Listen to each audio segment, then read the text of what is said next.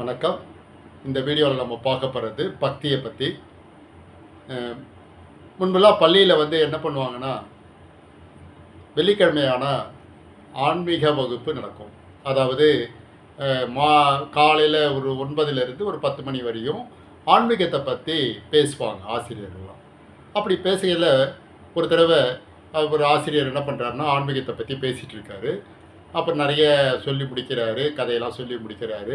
எல்லாம் சொல்லி முடித்த பிறகு அந்த ஆசிரியர் அந்த மாணவர்களை பார்த்து ஒரு கேள்வி கேட்குறாரு. உங்களுக்கு ஏதாவது ஐயம் இருக்குதா? ஏதாவது டவுட் இருக்குதா?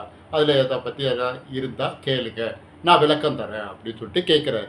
அப்போது ஒரு பையன் எழுந்து நின்று, சார் கடவுள் பக்தன்னா என்ன? அப்படி அதுக்கு ஒரு எனக்கு விளக்கம் தாருங்க அப்படின்னு சொல்லிட்டு கேட்குறான். அப்போது அந்த ஆசிரியர் என்ன சொல்கிறாருன்னா, அதுக்கு விளக்கம் கொடுக்குறாரு.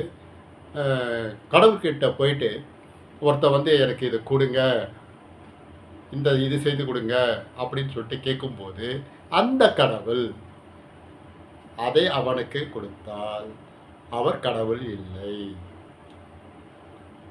அதே போல ஒருத்தன் கடவுள்கிட்ட போயிட்டு இது தாங்க, இது தாங்க, அது வேணும், இது வேணும் அப்படின்னு எவன் கேட்குறானோ அவனும் கடவுள் பக்தன் இல்லை அப்படின்னு சொல்லிட்டு அந்த மாணவனுக்கு விளக்கம் அளிக்கிறார். அப்போ இதுலேருந்து என்ன தெரியுதுன்னா, கடவுள்கிட்ட நம்ம கேட்கணும்னு அவசியம் கிடையாது. கடவுளுக்கே தெரியும் நமக்கு எது தரணும், எது தரக்கூடாது, நமக்கு எவ்வளோ தான் தரணும்னு சொல்லிட்டு அவருக்கு தெரியும். நமக்கு வர வேண்டியது கண்டிப்பாக வரும்.